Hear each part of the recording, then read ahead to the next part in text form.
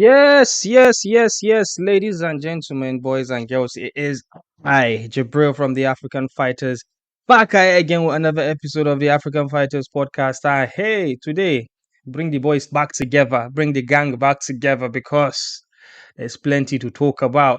Well, in my far right, or your far right, it is none other than Ebuka the Tycoon. Ebuka, how you doing? You doing all right? I'm good, my brother. Thank you. I'm glad to be here, Yes, man. Happy. thank you. Ebuka is in the red corner, as you can see, and over at the blue corner, we got King Dems. How does Bruce Buffer say it? From London, England, by the way of Ileife, Nigeria. King Dems Ademola. How you doing, my brother? You alright? My brother, I'm good. I'm good. It's all good in the hood. How are you, man? We thank God. You're sounding like a youth, innit? Yeah. I'm a you, bro. You know, You know even what if I time it is, try, bro? I can never nail the British accent. Some for some weird reason, I end up sounding like like I'm Indian. Um, Yeah, that uh, bookie. yeah. So, all right. So, yeah, ladies and gentlemen, this is the African Fighters podcast. This is where we talk everything African fighters in combat sports. We go live every Sunday. Catch us this time, 9 p.m. UK time. And this week, guys, there is quite a lot to talk about. But where are we going to spend most of the chunk of our time talking about, if not what is on our thumbnail? It is Francis Ngannou. We're going to talk about that. Talk Oh, about brother. where we are going after that, and a few things here and there to discuss with regards to, of course, the looming conversation of UFC Africa. We'll touch into that a little bit. Thank you if you're joining us. I can see we've got about 6 people. Actually, scratch that. 7 people joining us. Please hit the like button. Subscribe if you haven't. Thank you very much. All right. Yesterday, PFL Super Fight live from the Kingdom of Saudi Arabia in Riyadh. I believe it is one of the events from the Riyadh season. Uh, yeah, so and it was main event Francis Ngannou versus one Rene. Renan. I Renan got Ferreira. distracted a You bit. must be pronouncing I got it again. wait. I got distracted here. We've got an Ekene Ekene APC APC Bishop. Bishop. He says we are doing Mumu talk. I feel Wagwan, like bro. this is a I know heckler that this. came back. He said with the yarn nonsense. Is it true? Is this not the Yeah. same guy that Well, was saying similar kind of thing some time ago I think as I well? think This it guy is. is always. You know the thing is, yeah. The thing is, you get heckled when you are making it in life. So hate is Shout nothing we out to cannot Mr. avoid, most Bishop. especially But, from our but you Nigerian know, brother. No wonder he you has know APC something. in his name. APC. You know Can something, anything AKA. good come out from APC? Nati pain. But you know something, Ekene, if he's sure for you, make you come meet me in person. I'm sure you can never tell me this shit in person, bro. So Hey, no it's all worry. Don't calm. worry. I It's cannot know all if calm you I and cannot know if cool. you reach where you did. I cannot know if you reach where you did. It's all calm and cool. Anyways, You get I'll stop giving him you attention. get transformer. Yeah. I understand. No problem. We don't get Yeah, last transformer. night. So the thing is, yeah, um PFL fight, the timing was perfect for us here in the UK because it was in Yeah. Abu Dhabi. Everything ended at 11 p.m. The main event was already done. So good times. I'm going to tell you my nerves going into that fight was I was trembling, as if you can tell from the last episode. No. From the preview from Ibuka's podcast, I did say I was scared of Renan's power and his range, and it turns out that I shouldn't have been that scared. Before I tell you guys, before I actually react, I'm just gonna go through what happened in the fight. The fight did not last more than the first round. Actually, only lasted 3 minutes in total. Francis Ngannou and Renan Ferreira came in there. Francis looked focused in the first round. They exchanged leg kicks, and one exchange, nobody hit nobody hit each other. Another exchange, and Francis Ngannou had this beautifully timed takedown. You saw Renan swinging for overhead, and Francis shot for the double, and he got the takedown. He was on top in the takedown. Somehow, some way, Renan tried. He was inside the guard of Renan, and somehow Renan tried to pull Kimura, and he was kind of like using the Kimura as a disguise to get the triangle choke in there. He got the triangle choke. Francis turned the angle and hit some strikes and came out from there, and then ground and pound.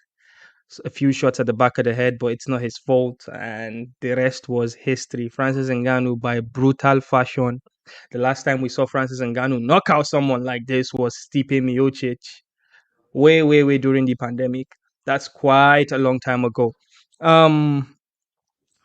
Before I give reaction again, I'm going to say, Demola, as a man of integrity that I am, I'm going to say, Demola, you were right, because you were the only person that was talking about wrestling, and I was like, nah, dog.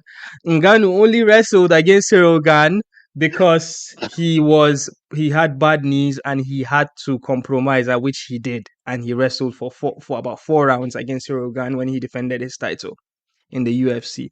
But credit to you, Dems. Ngannou said, "No, I'm not striking with you." Shot for the double, and then won that fight way. IQ, bro. Yeah, Fight IQ. yeah, Style fights, and you need to know how to neutralize the style of your opponent, and that's just the yeah, common yeah. sense stuff.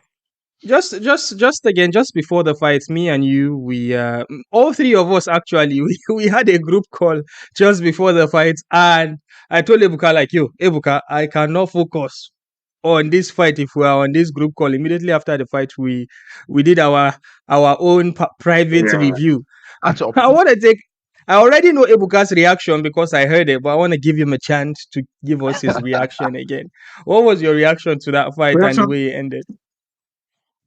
So the fight, oh my brother, man. Listen, I got exactly the same kind of nerves that I get when Kamaru and Easy are fighting. In fact, when the Niger boys, our Niger guys are fighting. So I was like, man, the fight started, Renan came out, when they did the Francis threw the first leg kick and all that. When those changes, I was like, damn, in the striking, I saw that reach and everything. I was like, damn, what is going to happen here? What is going to... And then the moment Francis just shot that takedown, I was like, yeah, that's it.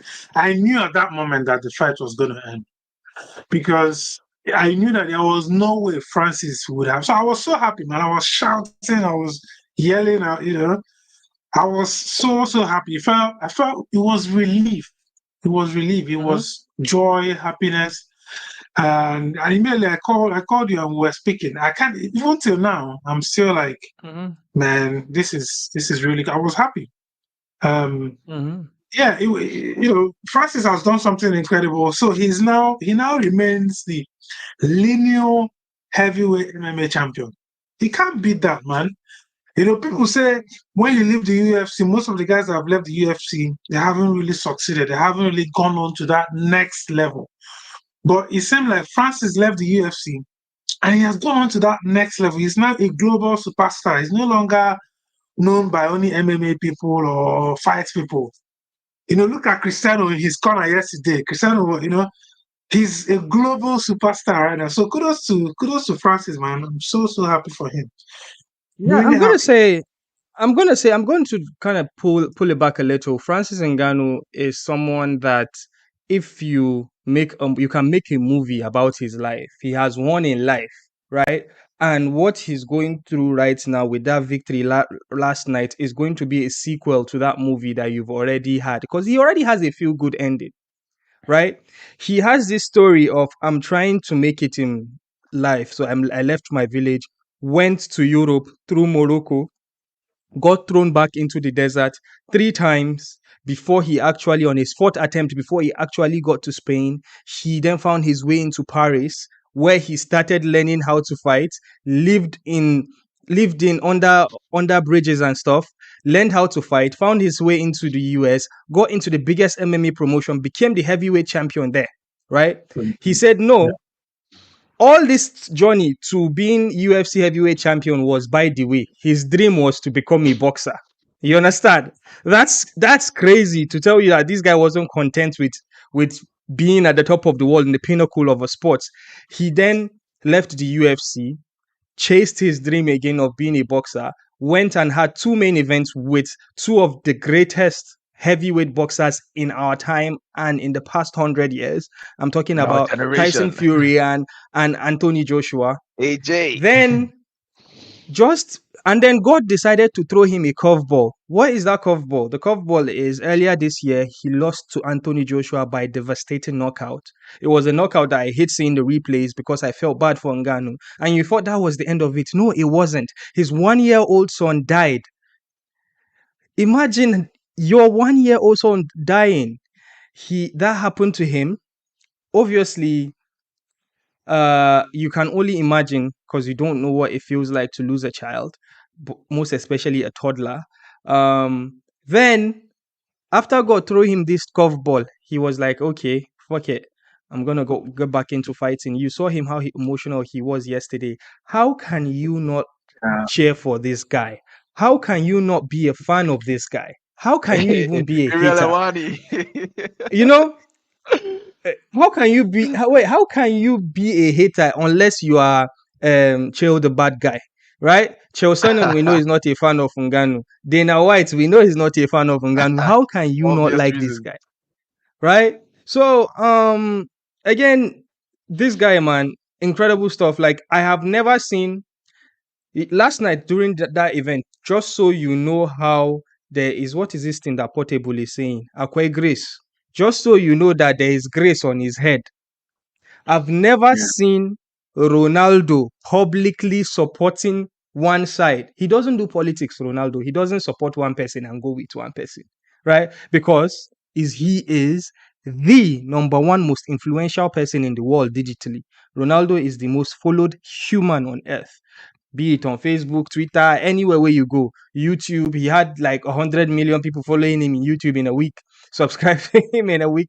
That's how crazy his followership is. Imagine that person with that kind of influence accepting that, yes, I am your fan. I'm going to be in your locker room. I'm going to cheer you up. I'm going to watch you spar. I'm going to watch you get your hands taped. That is an incredible story. Incredible story. And I feel like we still haven't seen the end of it. And it's crazy. Like, what more does that guy have to do? And I feel like this is a good way for us to segue into what is next for Francis Ngannou. Do we see Francis Ngannou go back to boxing and dabble a little bit and get that boxing money again? Because obviously his star is getting bigger again. As Ebuka rightfully said, the linear heavyweight champion in MMA. We are going to get into if Ngannou, what if Ngannou fought John Jones. But I want to get to Demola. Demola, let's assume that Francis Ngannou, you are his agent or you are his manager or whatever. What are you going to advise that stubborn man that refused to stay down? What are you going to advise that stubborn man on what to do on next for him?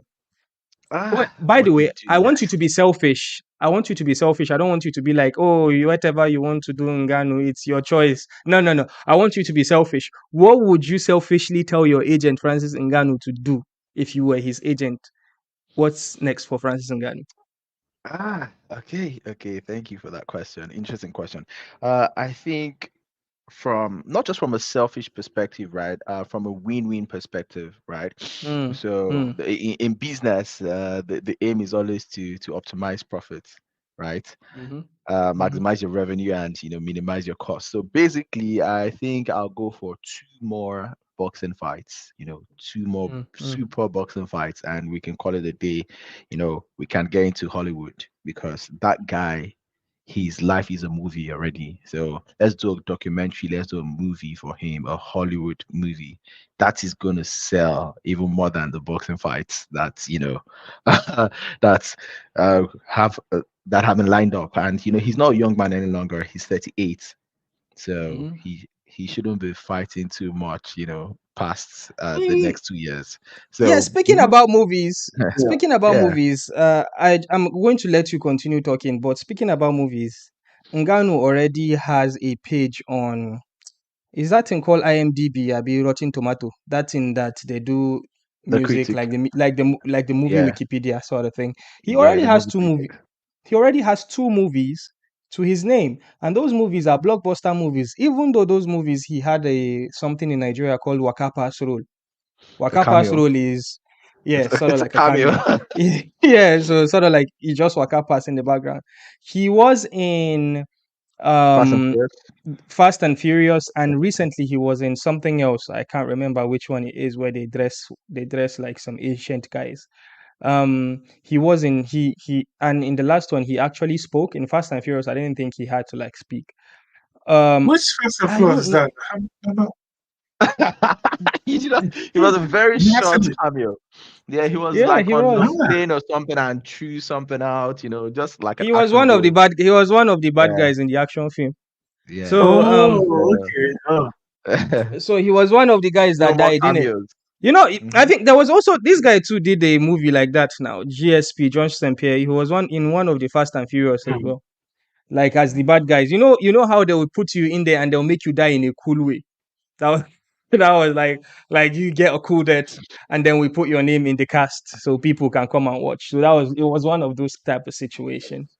So Demola, continue. Movies. I want to hear. So I want to hear. So you want, according to you, your selfish self, you would want him to just be in movies and quit fighting Yeah, totally.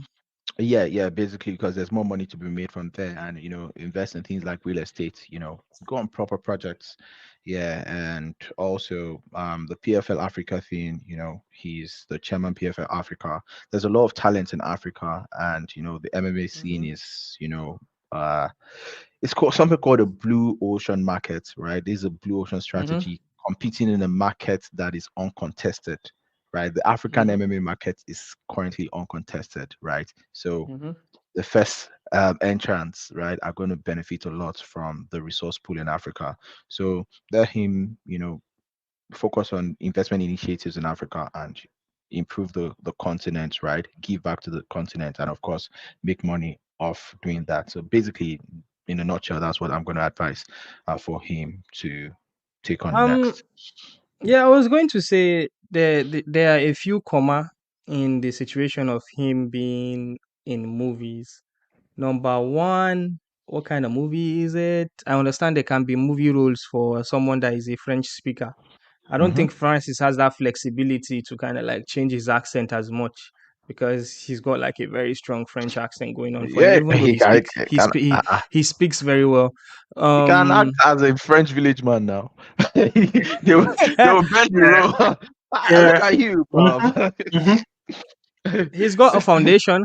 He's got a Uh-huh. foundation in The, back home in the French drug dealer. ye- he's got Yeah, bro. a charity foundation in Batie, Cameroon. They've got a gym there. He's giving back to his community there. He started some sort of like local MMA promotion there. And then the bigger picture came, which is the PFL Africa thing that he chairmans. There is that as well.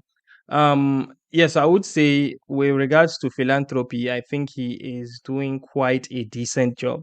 Yes, we are almost 20 minutes in, and I think this is the time I mentioned that we have Patreon, guys. If you want to join our Patreon, please pledge any amount. We would really, really appreciate it. Earlier, before we joined this StreamYard have added to their price. They've had like a 60% increase on StreamYard, which is what we used to stream here. So yes, please support the boys. Yeah. So moving on to the still about Patreon. Patreon, we've got some questions in there. Shout out to Christopher Graham. So before every episode, we drop a poll or we drop a post. So drop your questions and the topics you want us to discuss about. Christopher Graham was kind enough to give us some topics, even though we were still going to speak about Francis Ngannou. But yes, he did drop a few questions, and I'm going to go through them with the boys now. All right. Speaking about Francis Ngannou trying his hand in boxing, I'm going to go to Ibuka on this one, right? Mm-hmm. Speaking of Francis Ngannou trying his hands in boxing, there are some few things here, and I have a question. Which of these do you think that we will ever see? This is a question from Christopher Graham. Would we see Francis Ngannou box Deontay Wilder, or would we see Francis Ngannou rematch Tyson Fury, a second time, or would we see Unfinished Francis business. Ngannou, or would we see Francis Ngannou actually win a boxing fight, or would we see? Okay, you know what? Let's do this part first, and then I'll talk about the rest. So then we'll do the rest later. So Francis Ngannou box Deontay Wilder or Tyson Fury rematch, or would we actually see him win a boxing fight? Which is it? Because right now Francis Ngannou is 0-2 in boxing. He has never won a boxing fight professionally. The biggest loser. So Ebuka, what are your thoughts? First of all, yeah, whether Francis, even if he never wins a boxing fight, it's still a win for him. No matter, for me anyway, and for most people out there, whether he wins a boxing fight or not, it's still a win. It doesn't matter because he's already an MMA champion, and everyone knows that he's not a boxer, right? So that's one. And by the way, in most people's minds anyway, he won his first boxing fight. Let's not forget, in most But that's people's not what the minds, record says. he beat. Yeah, that's what I'm saying. That's why I said there is a record, and then there is what everybody knows because everyone saw that fight, and most people think that Francis won that fight, apart from Tyson and Frank Warren and his family, And his But judges. exactly. So either Fury match or Deontay match fights, those two fights are still possible, I think, in my opinion. There's been talks already between him and Deontay a while ago. They were discussing, that fight. They had that talk, and I think that fight can still happen, right? And I also think Fury's fight can still happen. There's still a possibility, and obviously it won't be as big as the first one, but I think Fury might still be in a position where he wants to, okay, there is a doubt about this fight, and a lot of people think you beat me in this fight. Now let's have the rematch just to, just to clear that doubt, just to make it clear, just like AJ did. He might have that in his mind. So I think there's still a possibility of that fight. But any boxing fight for Francis is a win-win. In my opinion, I don't think he And it's loses big any money. fight, whether he wins or not. It doesn't matter. It's about the bag. He's the most successful loser in boxing. The most successful. Yeah, I agree. It's in a weird way. He has been losing in boxing, but he's also a winner. But here's the thing with regards to him fighting Deontay Wilder. Without me disrespecting Deontay Wilder, I think when you want to define what a washed fighter look like, unfortunately for Deontay Wilder, he is washed. It's not even nice. It's not even nice for me to say. I'm not trying to be a hater, but it's facts. So, what would that fight do for Francis Ngannou? Is it something that there's still some aura to Wilder's name being a knockout artist, and then we've got Ngannou here, who is the pound for pound #1 heavyweight MMA fighter with the devastating knockout power, blah blah blah blah blah. Is it that thing that will sell that fight, or do you think the people would not even care about that, Demola? Really, I think there are pathways to sell that fight. That fight will sell. So let's take, for example, if that fight were to be in the O2 Arena here in London, it's going to sell out in less than 2 days. Oh no, they will definitely sell out. They will sell out the Wembley as well. I'll tell you, they'll sell out Wembley. So there are many ways to market that fight. Come on, as much as Wilder is watched, right? He has a lot of highlight reels, of being a knockout merchant, not just a knockout artist. Yeah. And of course, Francis Ngannou is global, right? He is, a giant of combat sports, not just MMA, right? He is a combat sports, giants. And with the kind of hype and trajectory that he's been on, right? And of course, this recent win of the Battle of Giants. Come on, it's marketable. They sell Wembley. I'm looking for a bigger arena to sell for this one. But please, let it not be in Saudi. Let it not be in Saudi, please. Well, speaking about Tyson Fury, I don't know about you guys. I really don't care to see that fight. The reason why is I kind of have an idea of how that fight will go. Tyson Fury, Why? as we know, because Tyson Fury is just going to dance around Francis Ngannou and win by points again. I don't think he can stop Ngannou because he has thrown all the best he has. We know that Anthony Joshua has a heavier punch than Tyson Fury, right? So I don't think I'm interested in that. To be honest, I would actually prefer the Deontay Wilder fight. That fight will still sell anyways. Oh yeah. Is this something? How about maybe Zhang, Big Bang Zhang, the Chinese heavyweight, or maybe how about something like Derek Chisora? Is that something that you guys would want to see? If he's doing Chisora, he can't sell at Wembley. It's going to be O2. It has to be a smaller crowd. Or should he go? Should he go to China and go to the Olympic Beijing Stadium and fight with Big Bang Zhang? That's a spectacle. Yeah, that's a spectacle, isn't it? Yeah, but unfortunately, I don't really have access to China, so it's not something I would like to happen. Yeah. So let's talk about. How about this? I'm just going to add one more. Actually, from Christopher Graham. Do you think now Dana White will swallow his pride? And when Turki Turki what's his name? Turki Al-Sheikh. Okay. Turki Al-Sheikh, the Oga of Riyadh season, calls Dana. He said, Dana. You should know your uncle's name. He said, yes, he said, Dana, yalla, salam alaikum, come here. I want to do MMA super fights. I want Francis Ngannou versus John Jones in Al Nasser Stadium or whatever. Do you think? Do you think that the UFC or Dana White, do you think they will agree to that? And how much would it cost for the Saudis to pull this? Dana White will not agree. Nah, see, it looks like you don't know who this Turki Al-Sheikh guy is on this side. You think Saudis are here to joke? I don't think they're messing about. Listen, I feel like Turkey can get whatever he wants when it comes to the combat sports right now. I'm telling you. And I think that's something I'm looking forward to. Yeah, money speaking. And I think it can happen for sure. Especially with everything going on now with Saudis being involved with UFC as well, having hosted Noche UFC at this fair, things like that. It can happen. Why not? They can decide. And I think this is actually the best chance to do that cross-promotion thing that has been touted for a long time in many quarters. I don't see a reason why it doesn't happen in the next few years. Let's see what happens between John Jones and Stipe. And then, there's already that buzz, Francis versus John Jones. That is still the biggest heavyweight fight you can make right now. MMA. So, why not?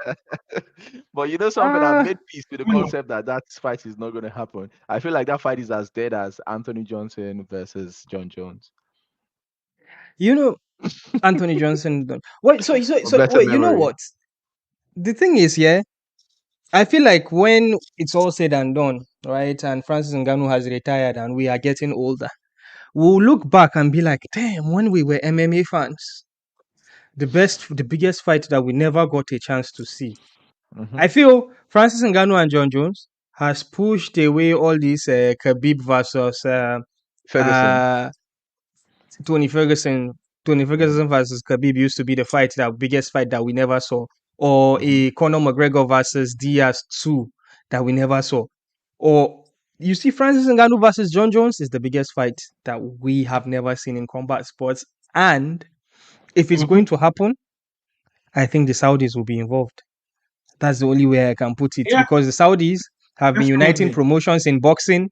I don't know if they have the pull to unite promotions in MMA as You well. know. Definitely. I mean, let's be honest, the UFC is just another promotion like Queensberry, like Matchroom.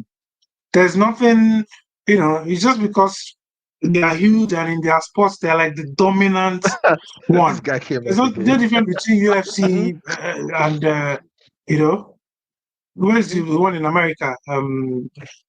Bob Arum's promotion as well. Top Rank, Mm. they're all Golden Boy. It's all the same thing. They're all promotions. So who says they can't do that cross? Tomorrow you might see Dana White and is it Recefo? You might see them being brothers, just like you're seeing Frank and Eddie now, just party. Who says it can't happen? Who says it can't But happen? who do you think typically is would I say reacher between them and the UFC in terms of numbers? The top rank, Queensberry. I don't know the kind of numbers they pull. Well, the thing is with boxing, they don't have that alpha versus like the UFC have the monopoly over the combat MMA, just like WWE has the monopoly over pro wrestling. Mm-hmm. So in boxing, it's Yeah. almost surely equaled because they do that undisputed thing, and the undisputed are 5 promotions with 5 belts in it. So they almost see them as equal. I'm sure Farouk will be the person that will be telling me, "Oh, it's WBC, kinikon, kinikon, kinikon," but Mm-hmm. uh, they seem to have the same pool, to be honest. Because you before you are called the goat, you have to Oh, be a champion of all these five promotions. You get me? Okay. Okay. But in terms of asset valuation, for example, the Mm. UFC was valued at 4 point something billion US dollars, right? So if you had to value the Mm-hmm. companies of top rank, value um Matchroom, Queensberry, like what number would you think these guys will be valued at? Are they in the probably Well, billions? not as much. Probably not as much. But certain, I think it's based certain, on the models. Mm-hmm. The UFC were smart you know, enough to model their organization in a new sport in that way. And I Mm-hmm. think that's one thing that they've done that really you know worked for the them. promotions, You the know, promotions and the promoters don't make as much money as the UFC does because there's this thing called the Ali Act or the Ali Rule. Back in the days yeah, during the Don King time, they went to court and there was this big court case that said that boxing purses would have to be made public. They showed the structure of how the fighters would be treated fairly. So that way the promotions will not steal from the fighters in as such, because it's a very corrupt sport, boxing that is. Highly, So highly. in the UFC now, the fighters don't enjoy as much money as boxers would do in boxing because of how proper private the thing is and how much control the promotion of MMA that is in the UFC, how much control they have. So let's get to another bit. Let's still about this Francis Ngannou matter, right? Um there is a few fights I'm going to throw at you guys. So this will be a bit of a rapid fire situation, right? Uh so of this most non which of these would you find most compelling? And these are non-UFC MMA fighter that fight Francis Ngannou could actually fight, right? Anatoly Malykhin, we know he's going to fight Rogue later next month. What do you think Francis Ngannou versus Anatoly? I think that's the toughest fight for him outside of the PFL and UFC. That's the toughest Really? fight. Yeah. You rate Anatoly that high? Highly, highly, highly rated by me. He is the If first three division champion in the whole of MMA. Mhm, It means something. So I think mhm, people do not rate him because he's with one championship. But damn, mm, there are killers in one championship. There are killers there. If you brought those guys, in the top 10 in one championship into the UFC, you see what mm, will happen. And of course, that is even justified by way of the new guy in flyweight who was just brought in to mhm, fight for the title on his debut, right? mhm, That is mhm, Kai Tatsuro or something. So that shows you the mhm. quality, the elite level quality of fighters that are in one championship. That being said, that is the toughest fight for Francis outside of UFC and PFL. All right. I will move on to Rogue. Rogue is the number one contender for the heavyweights in one championship. What are your thoughts, Ebuka? Rogue has a chance against Francis Ngannou? I mean, if I'm going to be honest, I don't know about the heavyweights in one championship, and I haven't heard that name before. Mm-hmm. I'm just being totally honest. But then, bro, these guys don't have a chance against Francis. The only way to go with Francis is the UFC guys. Bet him with some of the UFC guys that we know. There's Aspinall there. That would be a good fight. The interim champ. And of course, John Jones. That is the fight that we want to see. That's it. Anything out of these two guys, we've just seen him. He just cleaned up the guy in the PFL. And that's the thing. I don't know now that there's any person again in the PFL that is even worthy of facing Francis. So, that's a dilemma that the PFL now will have to solve. But about this Rogue guy, no, I'm not sure we want to see that fight. There's a former Senegalese loot wrestler. The guy stands no chance against Francis. It's a mismatch. I think Ngannou knocks him out where he stands. There's how about we answer this quickly? How about Ryan Bader, former Bellator heavyweight champion, or is he even still Bellator heavyweight champion? No. We saw Renan Ferreira walk through him, right? He did not win the super fight, but he's still a champion for Bellator. Yeah, we saw Renan Ferreira walk through him, didn't we? Yeah, he will pose an interesting challenge to Ngannou, but Ngannou will still smoke him, but maybe not in the first round because the Ryan Bader has got speed. He moved from light heavyweight to heavyweight, so he's a smaller heavyweight, so he's got that speed and athleticism that you have from the light heavyweight. So he's going to be an interesting matchup, interesting challenge. I think Ngannou is not going to solve him as easily as Renan Ferreira, but he'll put up a challenge. But he still gets smokes, basically. Maybe second round, third round. All right. Let's take a bit of a switch now. All right. Same card, PFL Super Fights. Main event of the prelims. We saw Raufeon Stots. Your boy King Dames, Raufeon Stots. My boy. He had a rear naked choke victory in the third round, if I can remember correctly. Was it the third round? I'm just gonna have to look this up. Yes, or Raufeon Stots. Rear naked choke in the third round. I saw that fight live, man. What's your thoughts about that? Man, he showed experience. You understand? When they say experience is the best teacher, that is what he showed that Brazilian guy. Because the Brazilian guy was clipping Raufeon in the first round. I was dead scared. I was scared, but he was able to, muster, that resilience to survive that adversity in the first round. And he also showed why the sport is called mixed martial arts, right? I don't like what Justin Gaethje does, wherein you are an accomplished NCAA wrestler, right? Division 1 wrestler. Yeah, whenever you're in trouble, you don't mix in the wrestling to save yourself, right? Because if that were Justin Gaethje, that Brazilian boy would have killed him in the first round. But Raufeon was able to not mix in the takedowns, uses jiu-jitsu to survive the barrage of of strikes. And in the second round, he came in fully recovered, wrestled the guy, frustrated him with the wrestling. Third round, he was able to exchange some strikes with the guy, took him to the ground again, and finished the job. That was experience. I want to give a shout out to another African on the card. He fought earlier in the prelims. His name is Taha Benadoud from Morocco. He defeated Tariq Ismail via submission. That is a triangle choke. Before that submission came, he was being pissed apart. However, Taha is undefeated and he has plenty more to go. Big shout out to the Moroccan Taha. All right, there's a fight in there that I told you guys I was hate watching. So that was the fight between Johnny Eblen versus Fabian Edwards for the Bellator middleweight title. That is the fight that you Demola bought tickets to go see in London and didn't I get am a chance telling to you, see it. they took it to Saudi. I'm telling you, Demola, you They should have probably left would have been, and they should have left it there because it was a dud. It was a dud.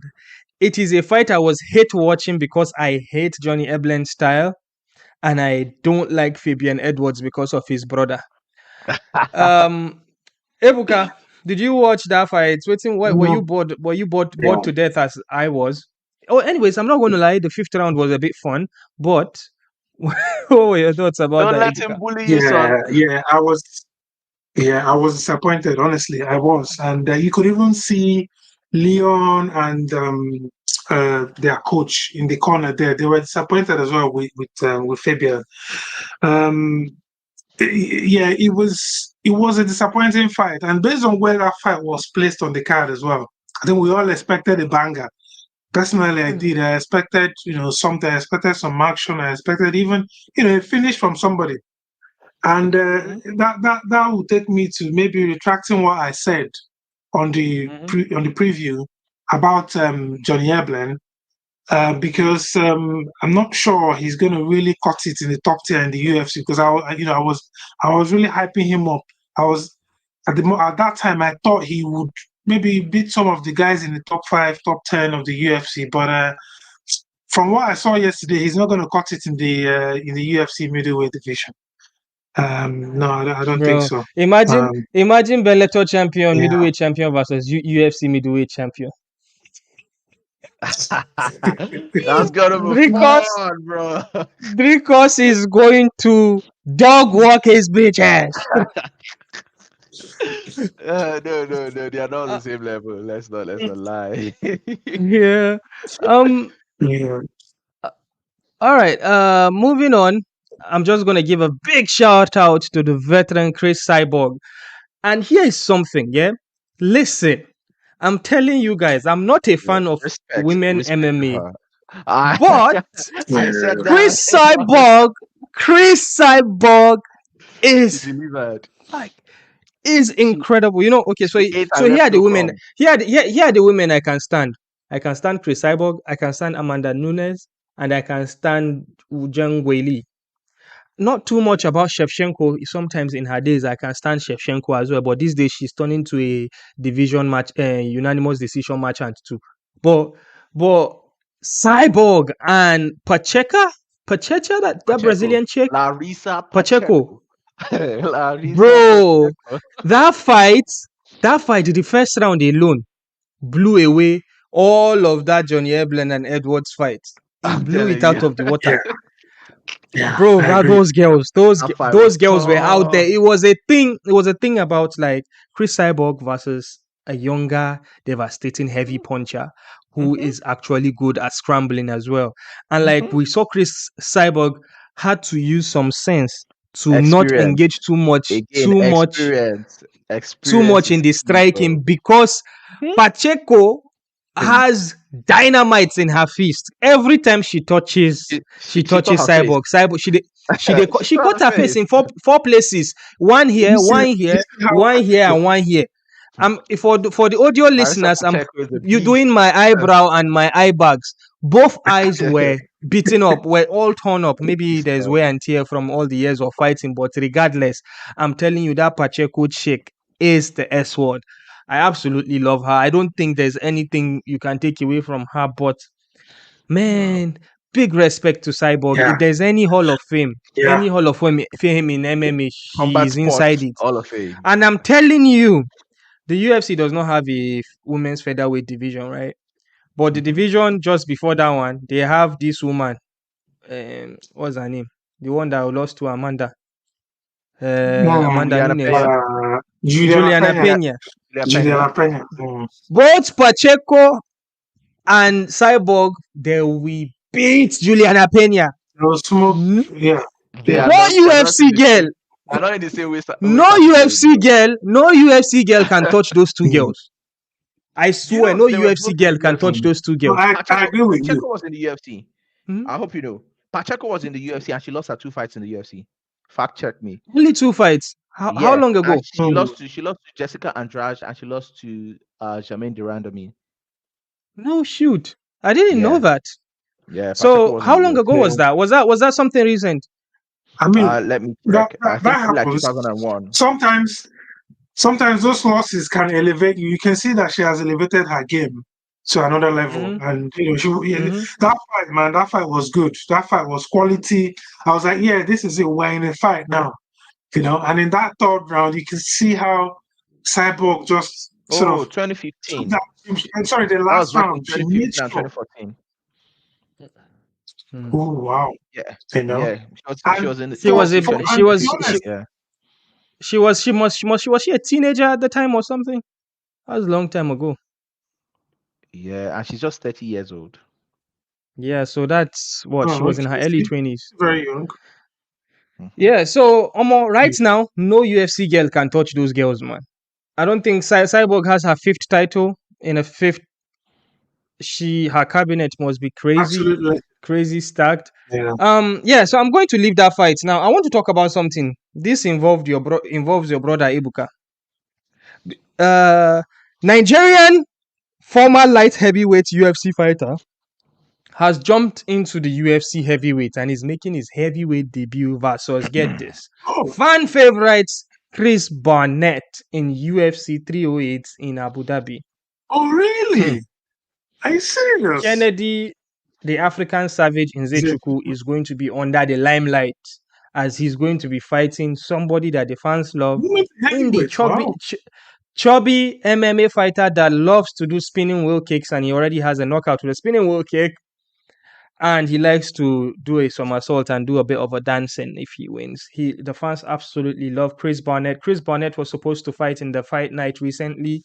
And he unfortunately couldn't make it because of the hurricane in Florida, because he's from Florida. And then they made this fight quickly. They switched Justin Tafa, Abina Junior Tafa, one of the Tafa brothers, that was supposed to fight Kennedy Nzechukwu, and now Kennedy Nzechukwu has a new opponent in Chris Barnett. By the way, before I had this on, I added it to the topics that we're going to talk about. I went on UFC website and the fight is still showing Kennedy versus Tafa. I went on Wikipedia, it's still showing Kennedy versus Tafa. On Tapology, Kennedy versus Tafa. Then I was like, well, we've got Kennedy in my Instagram, so I DM'd Kennedy. I was like, yo, Kennedy, is it true you're fighting Barnett now? He said, yes, it is. I say, okay, so we can talk about it officially. And Ebuka, it's a surprise to you, isn't it?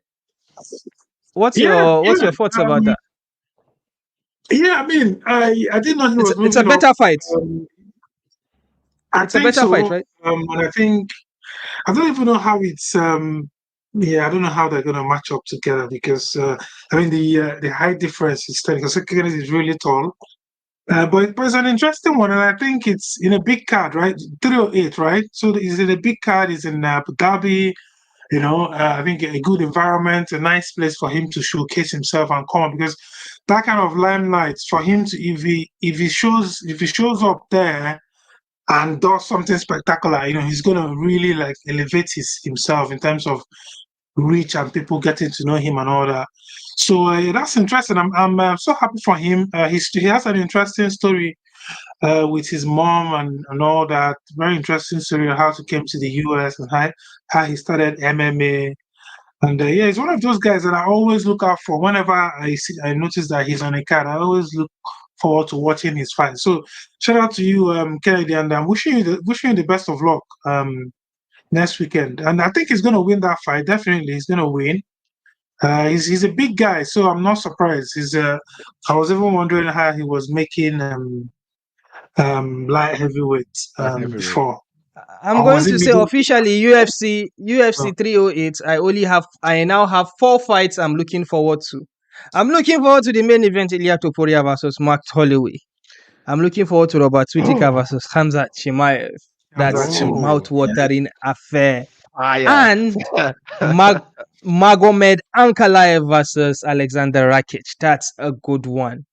There's Geoff Neal versus RDA. I don't understand why gatekeepers are fighting each other. For the ultimate gatekeeper championship. All right, because the UFC would never push these guys anymore. There's a lot of There's a lot of Dagestanis in here on this card. The amount of people that their name finish with V, Nov or Niev, is crazy on this card. On Ebuka, this card. do you remember what the guy from the PFL? There's this guy from the PFL. He was a heavy favorite, you know. And you know, I was saying that if never bet against a Russian guy that his name ends with V, but he disappointed the streak yesterday. So I think I'm going to take my hands off, you know, putting my support behind the guys with V. I think the fans in the arena are going to be so happy about Chris Barnett being on that card and against Kennedy Nzechukwu. It's as you rightfully said, Ebuka, it's going to be weird, right? Because I cannot even think about it, right? Kennedy is up here. He's a very tall boy. He's about 6'7", right? And then we've got this short, stocky guy in Chris Barnett, right? And Chris Barnett is known for his striking, not his grappling. Kennedy has some solid jabs and some solid leg front kicks. What are we going to see? He's just going to stay at the distance and just piss this guy up. Although Chris has good footwork, though, you know, and that's how sometimes he attacks his opponents. You know, he has good footwork. He's always moving around, always moving, trying to get out of the and keep the range. But I think, I think Kennedy is gonna streamline here. I don't think that this fight goes past the first round, to be honest. So you think it's a favorable matchup? The first round. He's a heavyweight fight. Yeah, he's gonna end in the first round. And I like where he's placed on the card as well. He's closer to the pay-per-view. I think it looks like there are so many fights in the prelims. Yeah, okay, I think he's on the. Is it early prelims that he isn't? Think so. I'm not sure. The previous fight that he was supposed to fight Justin Tafa is in the middle of the prelims, not the very early bit. I think he's in the upper prelims or whatever they are calling it. I think he should probably like be the headline for the early prelims or the starter for the prelims. You know, there are two prelims. Yeah, early prelims and regular prelims, isn't it? Yeah. All right, I'm going to go to I think what we are going to discuss last. Question for you guys. It's almost the end of the year. Who do you have running as the current African MMA fighter of the year? I don't want any biased answers. I want you to shoot to the middle. Facts and absolutes, guys. Not head scratching maybes. What do you think? African MMA fighter of the year so far is blank. Dricus du Plessis. Okay. That is very dry. Can you tell me why Dricus du Plessis is the African MMA fighter of the year? Oh, that's very simple. You know, defending his, you know, middleweight strap against one of the greatest middleweights of all time is a very, very big accomplishment. It's in no way a small accomplishment. Of course, was it earlier this year he beat Strickland as well? Yeah, it was earlier this year. So having two title defenses, you know, in 1 year is something, you know, quite applaudable, and I give it to him. Emba has won 3 UFC fights this year. Yes, he has. Gorimbo. And you look at the magnitude of, you know. Of course. I understand what you mean. What you mean, but like that's another big shout. Emba won 3 fights. Yeah, I think if Impa Kasanganai wins the super fight, wins the $1 million again, he's going to give Dricus a run for his money. Yeah, definitely. Now, when is that coming up? I think they are going back to Saudi in December for that.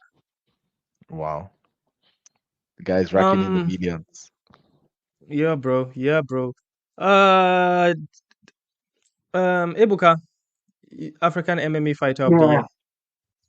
I thought of Drake. The moment you asked that question, I just thought of Dricus as well. I mean, even though the first fight against Strickland was a bit here and there, it was a close fight, and some people said Strickland won the fight and it was robbed.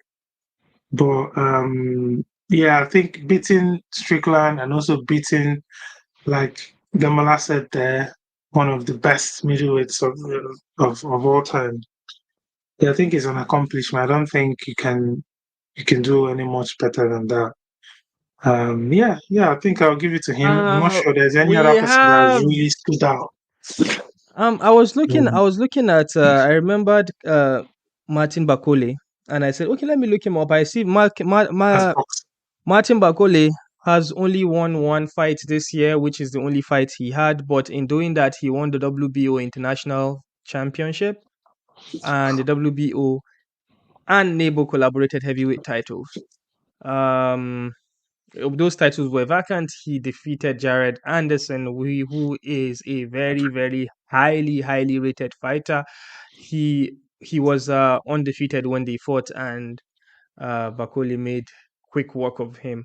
Bakole So are we only had doing one fight. MMA or the whole of combat sports? Yeah. Actually, it's the question is MMA, not the whole of combat sports. I actually forgot. Yeah. But we've got Green Tea saying it's Francis Ngannou. It's Francis. I'm not gonna lie, with the things that Francis Ngannou has gone through this year, it's hard though. Dricos has to fight. Oh, Dricos is not fighting anytime this year. It's been booked till December, so we don't know. Well, Dricos is definitely not fighting this year. All right, guys. We've got 10 people watching right now. Thank you for joining. Please, I beg you, 10 of you, please hit the like button. Please. Let's get to double digits. Thank you very much. We really appreciate the kindness. Green Tea, shout out to you, Green Tea, man. You're only commenting now when we're about to wrap up the show. Thank you for joining us. Yeah.